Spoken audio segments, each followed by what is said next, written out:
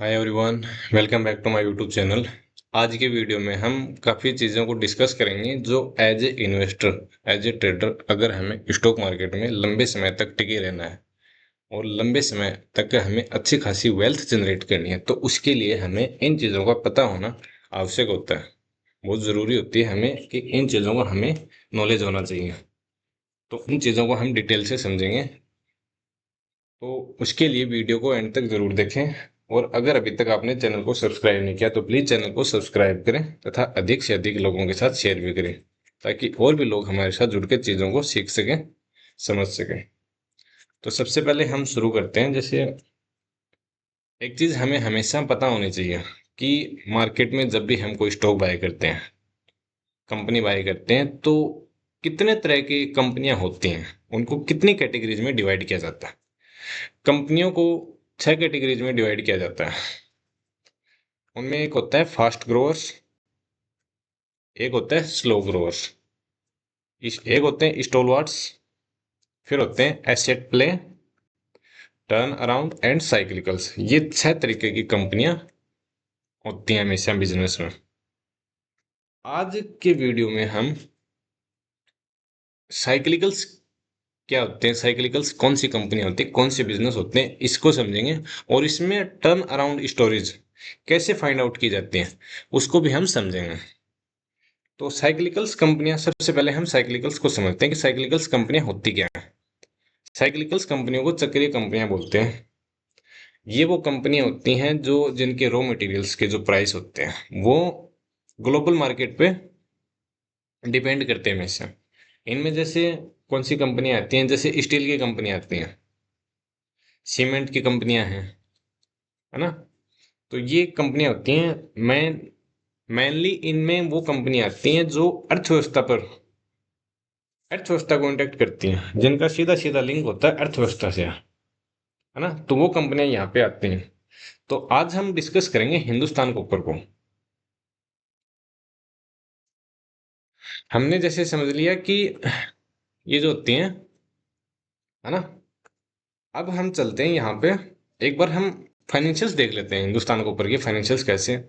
जैसे स्टॉक भी देखें 77.5, ROC 23.8%, डेब्ट to equity 0.05, return on equity 18.7%, promoter holding ये है, और प्लेज परसेंट 0। और डिविडेंड ये कुछ ऐसा खासा देते नहीं है, ओनली 0.27%। अगर पी रेशियो के हिसाब से देखें, जो मीडियन पी से ऊपर पी जो चल रहा है, अभी जो करंट का पी है, कंपनी का प्राइस टू अर्निंग रेशियो है, वो मीडियन पी से काफी ज्यादा ऊपर चल रहा है। फिर अगर हम मैक्सिमम की बात करें, मैक्सिमम टाइम पीरियड पे देखें, जब से कंपनी लिस्ट हुई वहां से, जब लिस्ट हुई थी कंपनी का, उस टाइम वैल्यूएशन इनके जो पी रेशियो था वो 384 का था। और 2017 में आसपास, ये 2016 में ये कितना हो गया था, 450 से ऊपर, 467। फिर 2020 में एकदम लो पॉइंट पे ही हो गया था वो, 2020 और 2022 के आसपास। तो अगर अभी हम प्राइस टू अर्निंग रेशियो के हिसाब से बात करें तो काफी ज्यादा हाई पे चल रहा है। सेल्स देखें तो लगातार कंसिस्टेंट वे में इनकी सेल्स हैं। सेम चीज हम यहाँ पे देख सकते हैं, नेट प्रॉफिट और ऑपरेटिंग प्रॉफिट भी कंसिस्टेंट वे में बने हुए हैं। अगर प्रॉफिट लॉस स्टेटमेंट में जाके देखें तो जो सेल्स हैं वो मार्च 2014 में कितनी थी, 1489 करोड़ की, और अभी कितनी है लास्ट 12 महीने में, 2653 करोड़ की। अगर हम ऑपरेटिंग प्रॉफिट देखें तो ये भी हाईएस्ट एवर है ना, 1005 करोड़ का। और नेट प्रॉफिट भी देखें तो 667 करोड़ का, ये भी हाईएस्ट एवर है।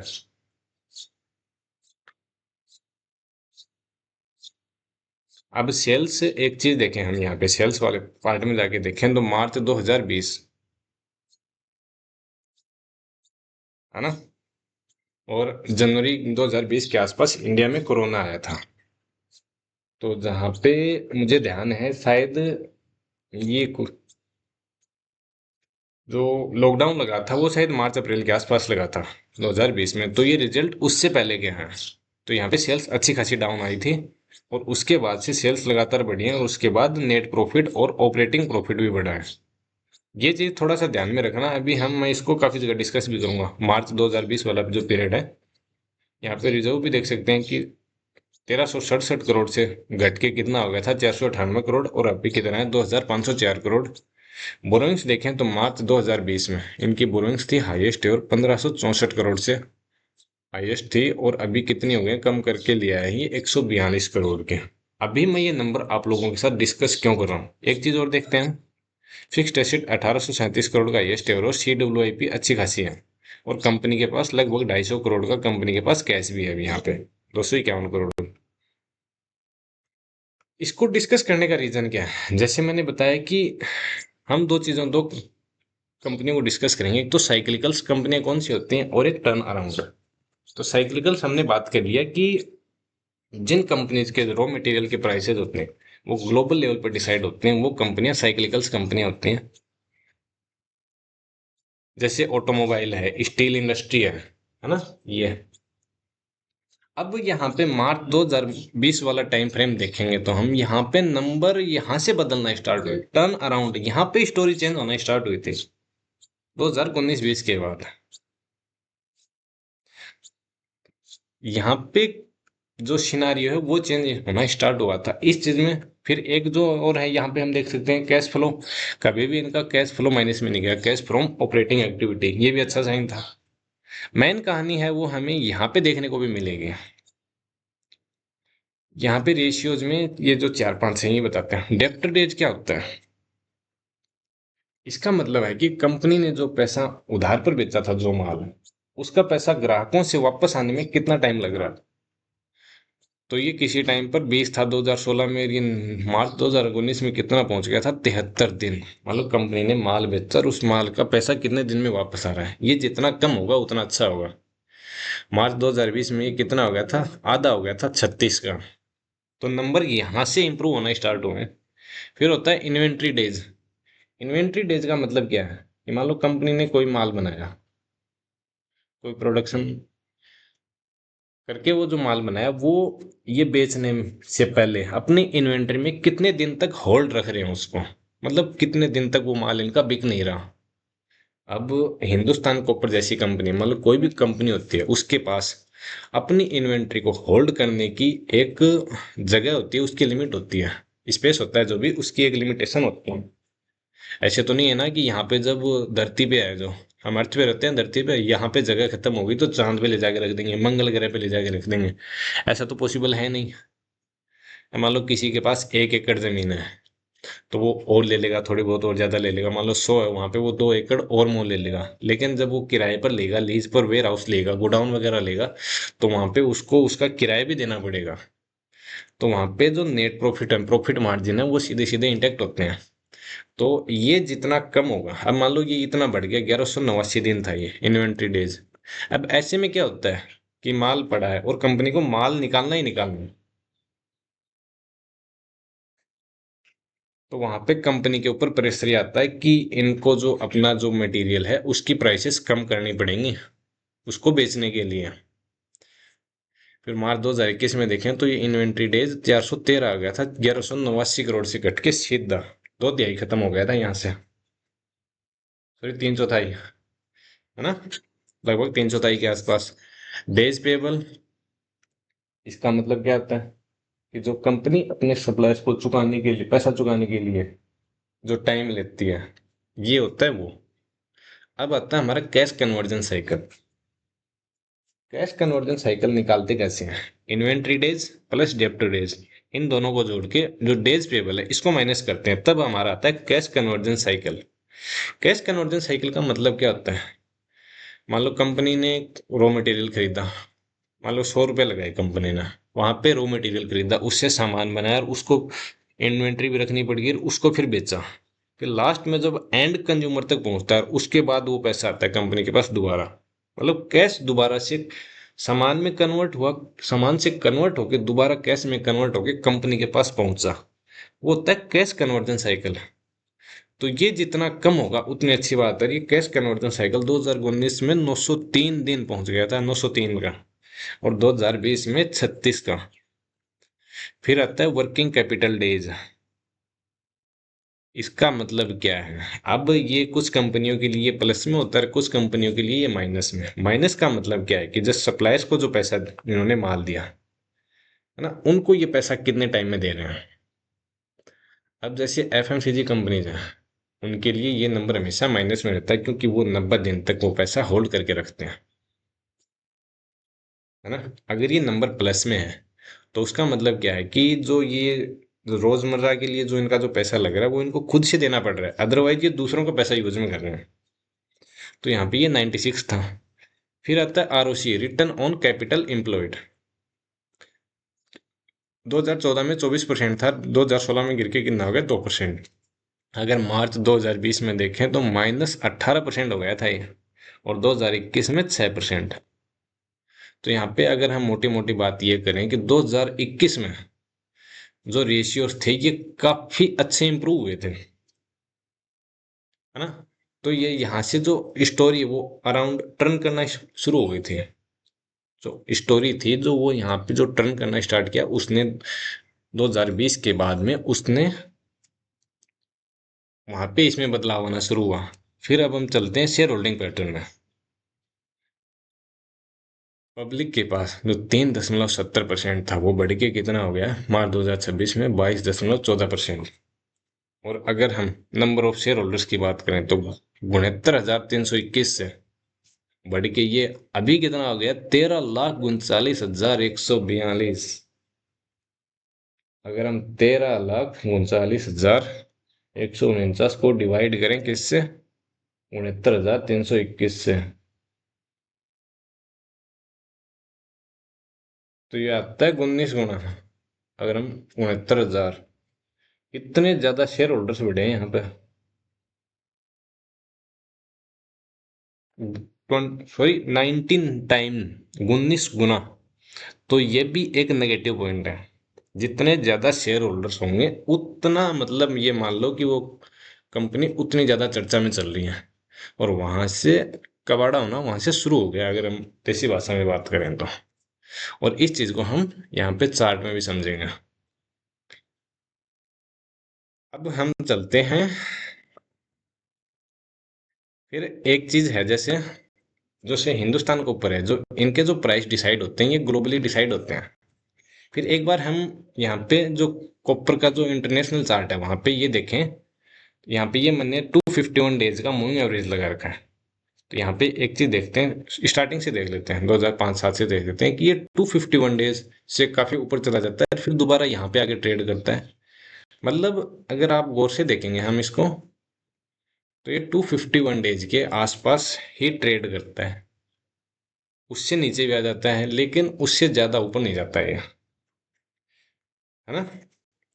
और अभी अगर हम गैप देखें करंटली, तो ये अगर यहाँ से डाउन आता है, मान लो ये 251 डेज तक आता है, तो ये यहाँ से 11% का गैप है। अब एक बार मैं ये मूविंग एवरेज हटा देता हूँ, थोड़ा सा चार्ट हमें क्लियरली विजिबल हो सके। हिंदुस्तान के ऊपर जो हम कंपनी को डिस्कस कर रहे हैं वो कंपनी लिस्ट हुई थी मार्केट में 2010 में, इस टाइम फ्रेम पे। तो यहाँ पे देखें तो उस टाइम पर कॉपर के जो प्राइसेस थे ऑल टाइम हाई थे उस टाइम पर। और एक चीज, इस चार्ट को जो मैंने चार्ट है ये वीकली टाइम फ्रेम पे लगा रखा है, इसको थोड़ा गौर से देखने पर हमें पता लगेगा कि प्राइसेस ऊपर जा तो सकते, चले तो जाते हैं, लेकिन फिर दोबारा से अच्छी खासी स्पीड से नीचे आते हैं। क्योंकि ये जो कंपनियां होती हैं जैसे कॉपर कंपनी है, फिर जैसे गोल्ड का भी हम चार्ट देखें, अगर सिल्वर का चार्ट देखें, अगर हम क्रूड ऑयल का चार्ट देखें, जो इंटरनेशनल लेवल पे चीज़ों को जो है उनका डिसाइड करते हैं। फिर एक चीज़ ये होती है, जैसे अगर इन चीज़ों की कीमत ज़्यादा बढ़ जाएगी तो फिर जैसे कॉपर है, क्रूड ऑयल है, अगर इनके प्राइसेस ज़्यादा बढ़ जाएंगे तो फिर महंगाई बढ़ने का डर रहता है, इन्फ्लेशन का डर रहता है वहां पे। तो इसलिए इन चीज़ों को दोबारा से नीचे लाया जाता है हमेशा, ताकि पैनिक की सिचुएशन वहां पे ना। अब देखें यहाँ पे जैसे ये लगभग $4.5 के आसपास था, और अगर ये जब नीचे आया ये 2016 में तो $1.88 के आसपास, $1.90 के आसपास ये नीचे आया था। अगर हम देखें तो कितना टूटा था ये, जैसे उस टाइम ऑल टाइम हाई से, तो ये अच्छा खासा 60%, 57-58% के आसपास ये टूटा था ऑल टाइम हाई से। तो ये चीजें ऊपर जा सकती हैं लेकिन ऊपर रह नहीं सकती। अब एक पॉइंट ये और समझना है यहाँ पे कि कॉपर के जो प्राइसेस हैं अभी ऑल टाइम हाई पे चल रहे हैं। तो एक तो नेगेटिव पॉइंट ये हमारा है ना। फिर जैसे हमने यहाँ पे देखे, जब रेशियोज वगैरह हमने यहाँ पे देखे थे कि स्टोरी टर्न कहाँ से होना शुरू हुई थी, तो 2020 के आसपास। इस चीज को अगर हम कॉपर के चार्ट पे देखें, तो जो ये यहाँ पे था एक मार्च 2020 में जो कॉपर के प्राइस थे अच्छे खासे लोग ट्रेड कर रहे थे वहां पर, और ये उस टाइम पर एक सपोर्ट लेवल भी बन रहा था। हल्का सा अगर हम सपोर्ट कंसीडर करें ये वाला यहाँ पे, तो वहां पे ट्रेड कर रहा था ये। अगर वहां पे हमने ट्रेड लिया होता तब हमारा वो ट्रेड सही जाता। अब इसको हमने देख लिया जैसे, है ना। और यहाँ से ये अगर 2020 से देखें तो अभी दो लगभग 6 साल हो गए, लगभग छह क्या, लगभग क्या पूरे ही हो गए, है ना। तो यहाँ पे कॉपर का प्राइस कितना इंक्रीज हुआ है, 2 गुना, 200%। अब हम चलते हैं हिंदुस्तान कॉपर का चार्ट देखते हैं।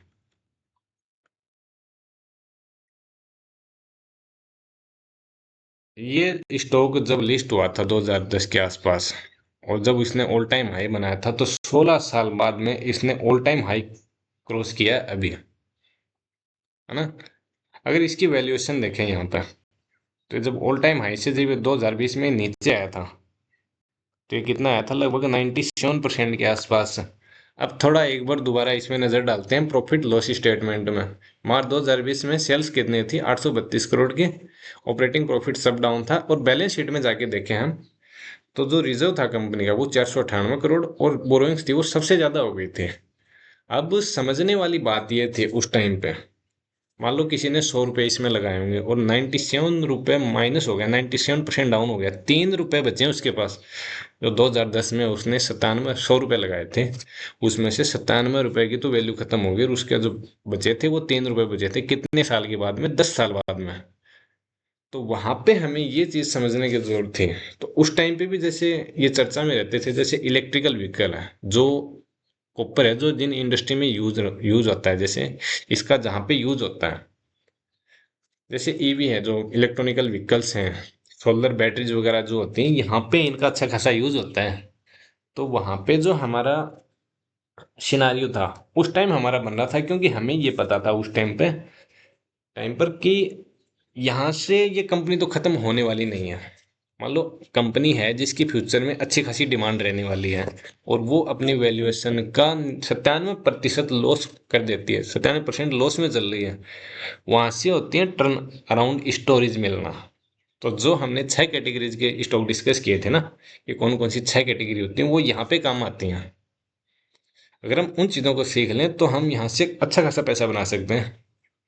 जैसे पहला तो ये था कि साइक्लिकल कंपनी है, लेकिन ये जो 2020 वाला जो है, यहाँ पे इसका सिनेरियो चेंज होना स्टार्ट हुआ था, यहाँ पे इसकी बैलेंस शीट चेंज होना स्टार्ट हुई थी 2020 में। वहां से ये टर्न अराउंड स्टोरी बन गई थी यहाँ पे। अगर वहां पे ये मान लो हमने ट्रेड किया होता है इसमें, है ना, मान लो जनवरी 2020 की मान लेते हैं, फरवरी के आसपास, तो अगर ऑल टाइम हाई की बात करें तो 15-16 गुना, अगर ये जब ये ऑल टाइम हाई बनाए तो 15 से 16 गुना, 15 गुना मान, 14.5 गुना, 14 टाइम्स 1 रुपए अगर हमने लगाया होता, तो 6 साल में वो हमारा कितना हो गया होता, 14 गुना। जब हम 26% CAGR की बात करते हैं तो 10 साल में पैसा बनता है 10 गुना, और यहाँ पे 6 साल में पैसा बना है कितना, 14 गुना। एक बार अगर हम इसकी CAGR देखें कितने परसेंट CAGR से ये बढ़ा है ऊपर, तो हम इंडिकेटर सेक्शन में चलते हैं और यहाँ पे सर्च करेंगे CAGR कस्टम रेंज। तो ये मान लो हम जनवरी स्टार्ट में ही कर लेते हैं और करंट का ले लेते हैं।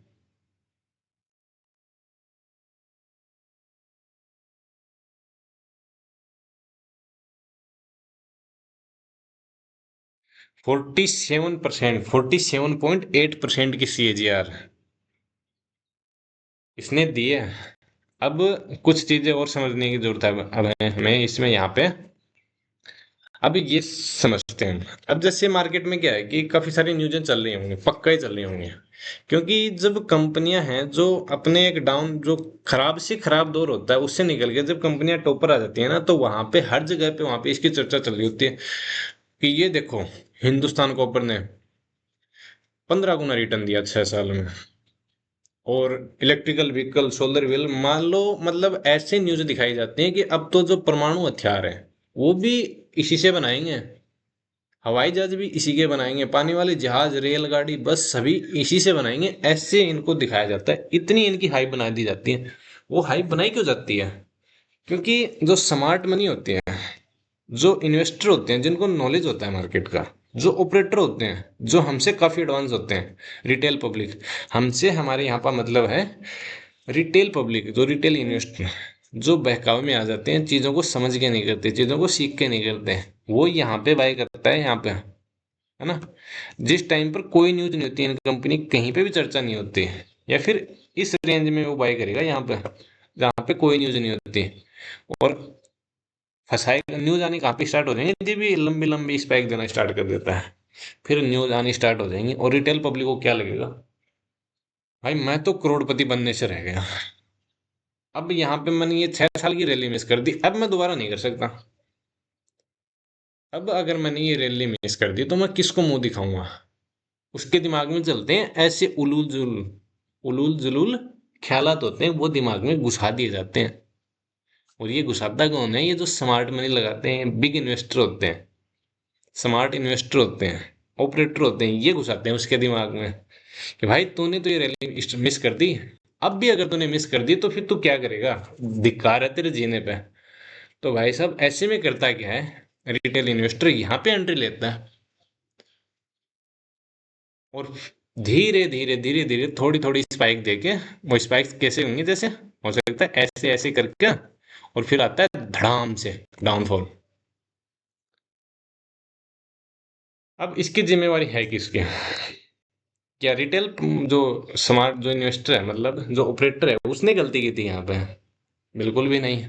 क्योंकि जो ऑपरेटर है उसने माल बेचा था, उसने गन पॉइंट पे तो आपको माल नहीं बेचा था, ये चीज हमें समझने की जरूरत है। ना ही उसने हम पे किसी तरह का प्रेशर डाला था। वो तो न्यूज है ना, न्यूज तो वो डलवाएंगे ही, उनका काम है ये। पर उन्होंने जबरदस्ती ये थोड़ी है कि मेरे स्टॉक खरीद, वरना इस कंपनी की स्टॉक खरीद लो आप, वरना मैं ये कर दूंगा, वो कर दूंगा, किडनैप कर लूंगा, है ना। ऐसा तो नहीं हुआ था। पर ये कहानी ऐसे ही चलती है, अगर हम पीछे का डाटा उठा के देखेंगे तो चीजें ऐसे ही चलती हैं। वो जो गन पॉइंट पे जो ऑपरेटर होता है वो माल बाय करवाता है, रिटेल पब्लिक से बाय करवाता है वो। पर वो जो गन होती है ना वो दिखाई नहीं देती, क्योंकि वो गन का रूप क्या होता है, वो न्यूज होती है कि भाई साहब आपने ये रैली मिस कर दी, आपको यहाँ पे ये लेना ही चाहिए था। अगर अभी नहीं लिया तो कब लोगे? अब जैसे इलेक्ट्रिकल व्हीकल का जमाना आएगा, ये आएगा वो आएगा, तो वो चीजें हमारे काम में आती है यहाँ पे। जब हमने 2019-20 में लिया होता तब हम पैसा बनाते हैं। अब यहाँ पे ऑल टाइम हाई पे बना के हम कौन सा वो कर लेंगे? अब तो ये हो सकता है जैसे इसने 20-22, जैसे 15-16% का, 15-16 गुना इसने रिटर्न दे भी दिया। अब एक पॉइंट ये और हो सकता है कुछ लोगों का, और कुछ लोगों को क्या वो हो भी सकता है, मतलब बना भी सकता है, क्योंकि स्टॉक मार्केट में अगर कोई ये कह रहा है कि मैं श्योर हूं ये ऐसा नहीं होगा, तो या तो वो झूठा है या वो पागल है जो किसी के नहीं मान रहा, क्योंकि श्योर शब्द तो स्टॉक मार्केट में एग्जिस्ट ही नहीं करता। 100% अगर कोई आपको ये बोला है कि मेरे कहने पे आप ये स्टॉक बाय कर लो, ये ऊपर जाएगा ये नीचे जाएगा, तो अगर आप उसकी बातों में आ रहे हैं तो उसका मतलब है कि आप बिजनेस को समझ नहीं रहे हैं, आप मार्केट को समझ नहीं रहे हैं, आप इसे जुआ लेके, इसे गेम लेके चल रहे हैं। और अगर यहाँ पे पैसा बनाना है हमें, तो यहाँ पे जुआ समझने के नहीं, जबकि हमें एक धंधा जो बिजनेस होता है वो हमें समझना पड़ेगा कि चीजें काम कैसे करते हैं, डिमांड सप्लाई काम कैसे करता है। अब मान लो ये यहाँ पे ये लगभग 130 से 140% के पास रिटर्न आता है, मान लो ये ऐसे दे भी देगा, है ना। मान लो कि इसने दे दिया 1-1.5 साल में। फिर कुछ लोग ये भी कह सकते हैं कि मान लो ये दे दिया रिटर्न, अनिल भाई आपने ये बोला था कि ये नहीं जाएगा और ये चला गया, लो। भाई मेरा पॉइंट ये है कि ना तो मैं ये बोल रहा हूँ कि ये यहाँ से नहीं जाएगा, और ना मैं ये बोल रहा हूँ कि ये यहाँ से जाएगा। मेरा पॉइंट बस इतना सा है कि समझ के देखो, 6 साल में जिस कंपनी ने सिर्फ 15 गुना रिटर्न ऑलरेडी दे दिया, वहां पे फंसने की जरूरत क्या है? अगर मान लो हमने इसमें पैसा नहीं लगाया और ये चला गया, हमारा तो कुछ लेके नहीं जा रहा ये। मान लो हमें प्रॉफिट नहीं हो रहा, ठीक है, नहीं हो रहा तो नहीं हो रहा, लेकिन हमारा पैसा तो सेफ है ना। मार्केट में सबसे जरूरी है क्या? सबसे पहले होता है प्रोटेक्ट योर मनी। अगर पैसा ही नहीं रहेगा तो फिर ट्रेड किसका करोगे, धंधा किसका करोगे, जब आपके पास आपकी जेब में पैसा ही नहीं है तो। ये चीज हमें समझने की जरूरत है। फिर यहाँ पे अभी कोई टेक्निकल चार्ट पैटर्न भी नहीं है। फिर जैसे हमने यहाँ पे देखा था कि जो स्टोरी इसकी टर्न हुई थी, जब चीजें बदलना स्टार्ट हुई थी 2019 20 में 20 21 में, जो यहाँ पे नंबर्स में दिखाई भी दे रही हैं। फिर अगर हम शेयर होल्डर्स देखें तो 69,321 से बढ़ के हो गए 13.5 लाख के आसपास चल गए, लगभग 20 गुना के आसपास शेयर होल्डर्स हो गए हैं। 3% जो पब्लिक थी वो बढ़ के हो गई 22%। अब ये हो सकता है कि FIDI, हो सकता है इनकी कुछ मजबूरी हो, या फिर और कोई सिनारियो हो सकता है, ये अपना माल धीरे धीरे निकाल लें। जैसे DI है, यहाँ पे ये देखें तो ये 14% था, 14.5% ये अपना लिया है 5.5% से। अब FI हो सकता है कुछ और सिस्टम होना इनका, वो हमें थोड़ी समझ में आएगा इतनी आसानी से, यहाँ पे कुछ दिखा भी नहीं रहा। अगर हम यहाँ पे शो करें तो ये होती हैं कहानियां चलती हैं ये लूटने के लिए। अपना माल निकालने के लिए जो बिग बॉयज होते हैं वो अपना माल निकालते हैं, और ऐसे निकालते हैं, और ऐसे ही निकालते आए हैं वो, और ऐसे निकालते रहेंगे। रिटेल पब्लिक है वो तब तक मार खाती रहेगी मार्केट में जब तक कि वो चीजों को सीख के नहीं करेंगे, समझ के नहीं करेंगे। इन चीजों को हमें हमेशा समझने की जरूरत होती है। फिर एक चीज है, जो साइक्लिकल कंपनियां होती हैं इनको ट्रेड करना काफी मुश्किल होता है अगर हम मार्केट में नए हैं तो। क्योंकि साइक्लिकल कंपनियां जो होती हैं इनको ट्रेड करने का टाइम वो होता है जब ये कंपनियां सबसे खराब दौर से गुजर रही होती हैं। जो टर्न अराउंड स्टोरी है, जब ये वहां से इनकी कहानी बदलनी शुरू होती है, तब ट्रेड करने का मौका होता है। अगर हम बैलेंस शीट हमने देखी है, इसकी फाइनेंशियल शीट हमने इसकी चेक की है, तो इसकी जो कहानी स्टार्ट हुई थी ना वो यहाँ पे हुई थी 2019 से 2021 के बीच में, 2020 के बाद में। तो वो टाइम पीरियड था हमारा 2020-21 वाला। हाँ, हमारा मान लो अगर हमने 2020 में बाई बाई किया होता तो हमारा मान लो यहाँ पे 15 गुना पैसा बन रहा था। और अगर हम 2021 में अगर इसमें बाई किया होता तो हमारा ये 6 से 7 गुना पैसा बन रहा था। लेकिन वहां पे बन तो रहा था ना एकदम श्योर शॉर्ट। अब मान लो जो कंपनी है उसकी ये पता है कि इसकी फ्यूचर में डिमांड रहने वाली है, और वो अपने हाई से 90% डाउन है, तो वो कंपनी इतनी आसानी से तो उसको कंपनी खत्म नहीं होने देगी, होगी नहीं वो, क्योंकि उन चीजों की डिमांड है। और वो कंपनी जिसके पास अच्छे खासे प्लांट है वगैरह सब कुछ अच्छा है उसके पास, तो वहां पे हमें बाय करना चाहिए, ना कि जब वो कंपनी 40-50 रुपए से चल गई, वो कंपनी 600-700 ट्रेड कर रही हो वहां पे। अब मान लो किसी ने यहाँ पे गलती से ट्रेड कर भी लिया होगा, काफी लोग फंसे होते हैं, क्योंकि रिटेल इन्वेस्टर का, रिटेल ट्रेडर का काम ये होता है ऑल टाइम हाई पे बेचना और फिर उसको लेके बैठे रहना। होती है गलती, स्टार्टिंग में सभी से होती है। अब मान लो किसी ने ले लिया, यहाँ पे ले लिया कि तो 2-4% जो भी होता है, तो ऐसे में होता है कि जितना जल्दी निकल सकते हैं वहां से निकल लेना चाहिए। क्यों? मान लो हम खुद से समझते हैं, एक तो हमारा पूरा हाथ कटे, हाथ कटते कटते वो धीरे धीरे वो मशीन वो तलवार आनी है हमारी गर्दन तक, तो उससे बेहतर है ना अंगुली कटवाना। मान लो आपके पास दो ऑप्शन है, या तो पूरा हाथ कटवाना है या अंगुली कटवाना, तो सबसे बेस्ट ऑप्शन होता है अंगुली कटवा के निकल जाओ वहां पे। अंगुली कटने में अगर आपकी जान बच रही है तो, मान लो 5 होती हैं अंगुलियां, 4 अंगुलियां, एक अंगूठा होता है, एक अंगुली कट गई तो 4 तो बचेंगी हाथ में। और जब पूरा हाथ, एक अंगुली को बचाने के चक्कर में पूरा हाथ कटवा रहे हो, तो वो किसी भी तरह की समझदारी नहीं है, किसी भी तरह की होशियारी नहीं है वो। ओके। तो ये हमने आज की चीज में इस चीज को डिटेल से समझा भी है। हो सकता है वीडियो थोड़ी लंबी बनी हो, पर इसके लिए हमें इन सभी चीजों को समझने की जरूरत होती है कि कैसे हमें चीजों को समझना चाहिए, फिर कैसे हमें ट्रेड करना चाहिए। अब जैसे मैं अपना नंबर यहाँ पे, व्हाट्सएप नंबर यहाँ पे डाल देता हूँ, अगर आप लोगों का किसी भी तरह का और कोई भी डाउट हो, कोई भी क्वेरी हो, तो आप बेहिचक इस नंबर पे आप मैसेज करके, व्हाट्सएप, ओनली व्हाट्सएप मैसेज करके आप मुझसे पूछ सकते हैं, मार्केट से रिलेटेड कोई भी क्वेरी हो। तो ये जो नंबर मैंने यहाँ पे डाला है, यहाँ पे आप पूछ सकते हैं। अब मान लो अगर थोड़ी वीडियो लंबी हो गई हो, तो कभी कभी हो जाता है कि चीज़ों को डिटेल से समझाने के लिए थोड़ा टाइम लग जाता है वहाँ पे। अगर हम चीज़ों को मान लो हमें मार्केट में पैसा बनाना है, वेल्थ बनानी है, पैसा नहीं, यहाँ पे वेल्थ बनाने आए हैं हम, और उसके लिए हमारे पास अगर 20-25 मिनट का भी टाइम नहीं है दिन में, तो फिर तो मैं क्या ही कर सकता हूँ, है ना? तो उन चीज़ों को समझने की ज़रूरत है। अगर वीडियो में दी गई जानकारी अच्छी लगी हो, वीडियो अच्छी लगी हो, तो वीडियो को लाइक करें और भी लोगों के साथ शेयर करें, ताकि और भी लोग हमारे साथ जुड़ के चीज़ों को सीख सकें, समझ सकें, पैसा कमा सकें, है ना?